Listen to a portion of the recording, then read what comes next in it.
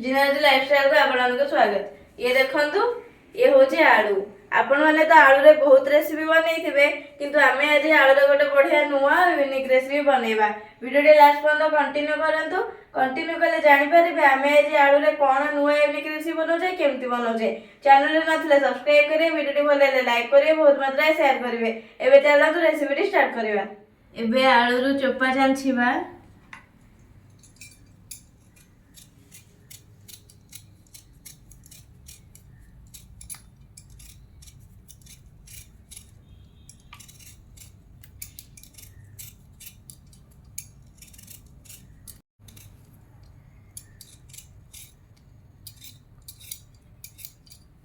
एबे आलू रो चोपा चंछा सरी गला। एबे आलू काटिबा।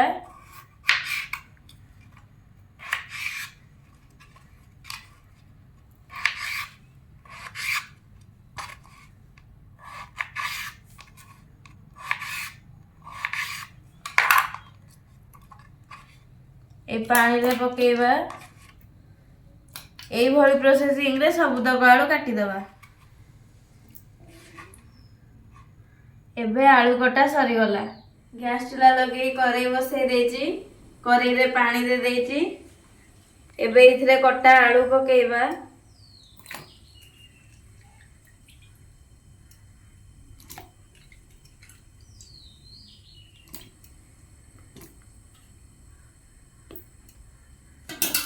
एबे आलू सिजिबा को 5-10 मिनिट छाड़ी दबा।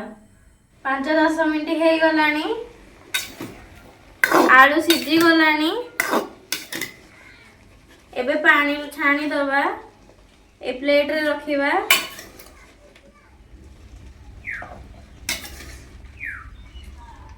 मसाला पाई गोटे पियाज सरसर करी काटी देइची।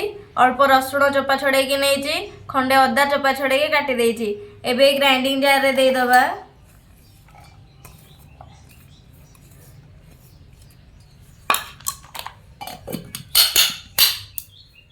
एबे ग्राइंडिंग कर दबा। ग्राइंडिंग करी के आनले हरी। करेई रे अल्प बेसन पकेबा। एबे बेसन को भाजीबा। बेसन भाजी हे गलानी। एबे टाटिया को काढी दबा।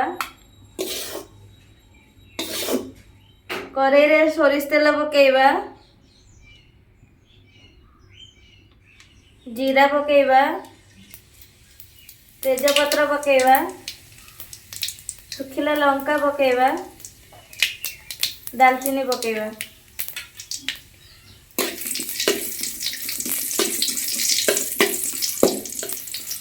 गोटे पियाज सरसर करी काटी देइची। एबे कटा पियाज पकेबा।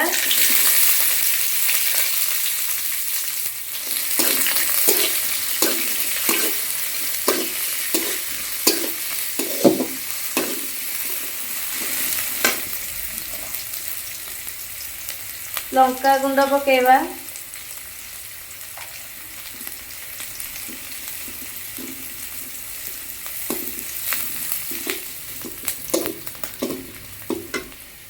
बट्टा मसला पकेबा।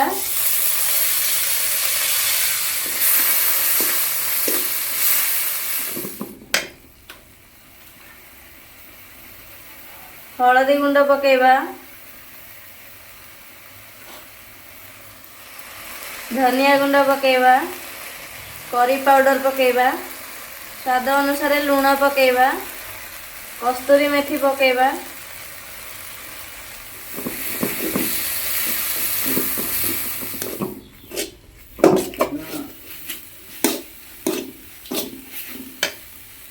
दीटा टमाटो काटी देइची। एबे कटा टमाटो पकेबा।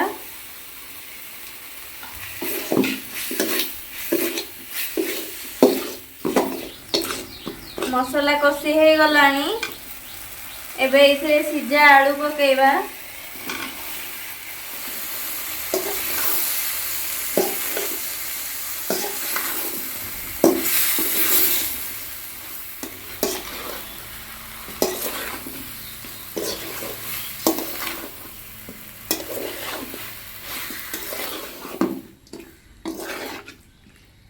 एबे इथे भजा बेसन पकेबा।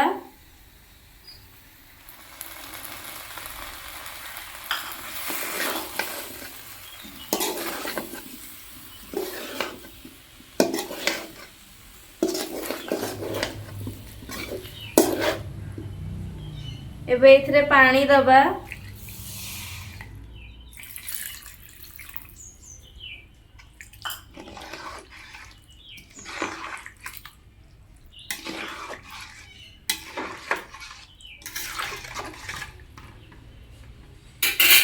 एबे तरकारी फुटिबा को 5-10 मिनट छाड़ी दबा। 5-10 मिनट हे गलानी। तरकारी फुटी गलानी। एबे ये पूरा रेडी हे गलानी। ए बाउल को काढ़ी दबा।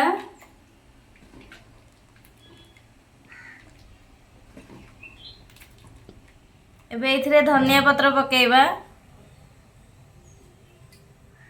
देखंतु केते बढ़िया देखा जाउची। एबे पूरा रेडी हे गला आलू बेसन झोल।